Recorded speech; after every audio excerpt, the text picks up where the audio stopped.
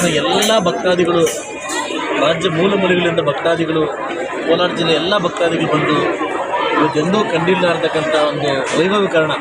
ಇವತ್ತು ನಾನು ಇಷ್ಟು ವರ್ಷ ಮುಳುಬಾಗಿಲಿದ್ದರೂ ಕೂಡ ಇವತ್ತು ಮಾಡಿರ್ತಕ್ಕಂಥ ಅಲಂಕಾರ ನಿನ್ನೆಯಿಂದ ನಾನು ಗಮನಿಸ್ತಾ ಇದ್ದೀನಿ. ಈ ಮುಳಬಾಗಿಲು ತಾಲೂಕಲ್ಲಿ ವಿಶೇಷವಾಗಿ ದೇವಸ್ಥಾನಗಳಿಗೆ ನಾನು ನಿನ್ನೆ ಸುಮಾರು ಎಲ್ಲ ಏಕಾದಶಿಗೆಲ್ಲ ಎಲ್ಲ ಕಡೆ ಎಲ್ಲ ಹಳ್ಳಿಗೂ ಭೇಟಿ ಮಾಡಿದ್ದೆ.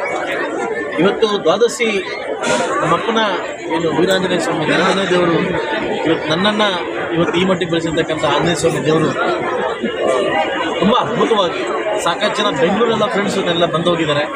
ಅವರೆಲ್ಲ ಫೋನ್ ಮಾಡಿ ಹೇಳ್ತಾ ಇದ್ದಾರೆ, ಏನು ಪುಣ್ಯ ಮಾಡಿದ್ದೀನಿ ನಮ್ಮ ಒಂದು ಮುಳಬಾಗಿಲು ಅಂತ ಹೇಳ್ತಾರೆ. ಬಹುಶಃ ನಾನು ಮುಳಬಾಗಿಲು ತಾಲೂಕು ಬಂದಾಗಿದ್ದನೋ ಇಂಥ ವೈಭವೀಕರಣ, ಇಂಥ ವ್ಯವಸ್ಥೆಯನ್ನು ನಾನಂತೂ ಕಂಡಿರಲಿಲ್ಲ. ಸದಾ ಎಲ್ಲ ಅಧಿಕಾರಿಗಳು ಕೂಡ ಹೇಳ್ತಾ ಇದ್ದೆ, ಬಂದಿರತಕ್ಕಂಥ ಭಕ್ತಾದಿಗಳಿಗೆ ಇವತ್ತು ಅನ್ನಸಂತರ್ಪಣೆಯಿಂದ ಇರೋದು, ಯಾರು ಇವತ್ತು ಇಲ್ಲಿ ಬಂದು ವಾಪಸ್ ಹೋಗಬಾರ್ದು. ಇವತ್ತು ವಿಶೇಷವಾಗಿ ನಮ್ಮ ಸುಹಾಸು ಏನು ಈ ಒಂದು ಇದಕ್ಕೆ ಕಮಿಟಿಗೆ ಅಧ್ಯಕ್ಷರಾದಾಗಿಂದ ಒಂದು ವಿಶೇಷವಾಗಿ ಅಣ್ಣ ಹಿಂಗೆ ಮಾಡೋಣ, ಅಣ್ಣ ಹಂಗೆ ಮಾಡೋಣ, ಇವತ್ತು ಒಂದು ಮನೆ ಕಾರ್ಯಕ್ರಮ ಥರ ಅವ್ರಿಗೆ ಯಾವ ಥರ ಫೀಲ್ ಆಗ್ತಾರೆ ಅನ್ನೋ ಒಂದು ಮನೆ ಕಾರ್ಯಕ್ರಮ ಥರ. ಇದರಲ್ಲಿ ರಾಜಕಾರಣ ಮಾಡೋದು ಬೇಡ, ನನಗೆ ಇಷ್ಟ ಆಗಲ್ಲ. ಒಳ್ಳೆ ವ್ಯಕ್ತಿಗಳು ಕೆಲಸ ಮಾಡಿದಾಗ ಅವ್ರಿಗೆ ಪ್ರಶಂಸೆ ಕೊಡೋದು ಭಗವಂತನ ಇಚ್ಛೆ, ಅದು ನಾವು ಕೊಡಲೇಬೇಕಾಗ್ತದೆ. ಸೊ ಖಂಡಿತವಾಗ್ಲೂ ಒಂದು ಏನು ನನ್ನ ಒಂದು ಕಲ್ಪನೆ ಇದೆಯಾ, ಕಲ್ಪನೆ ತಕ್ಕಂಗೆ ಸುಹಾಸರು ಕೂಡ ಸ್ಪಂದಿಸ್ತಾ ಇದ್ದಾರೆ.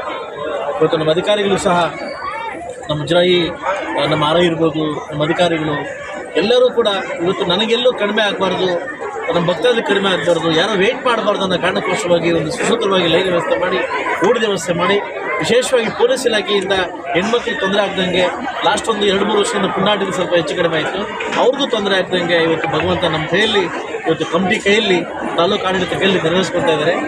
ಆ ಭಗವಂತನಿಗೆ ನಮ್ಮ ಕೈಯಿಂದ ನಮ್ಮ ತಾಲೂಕು ಆಡಳಿತ ಕಡೆಯಿಂದ, ನಮ್ಮ ಕಮಿಟಿ ಕಡೆಯಿಂದ ಮಾಡಲಿಕ್ಕೆ ಅವಕಾಶ ಕೊಟ್ಟ ಭಗವಂತನಿಗೆ ಫಸ್ಟ್ ಥ್ಯಾಂಕ್ಸ್ ಹೇಳ್ತಾ, ನಾನು ಒಂದೇ ಮಾತಾಡೋದು, ಭಗವಂತನ ವಿಚಾರದಲ್ಲಿ ನಾವು ರಾಜಕಾರಣ ಮಾಡೋಕ್ಕೆ ಹೋಗಬಾರ್ದು.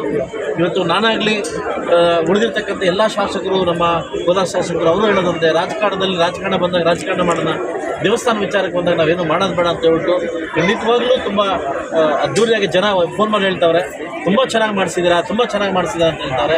ಆ ಸ್ವಾಮಿಗೆ ನಾನು ಪಾತ್ರೆ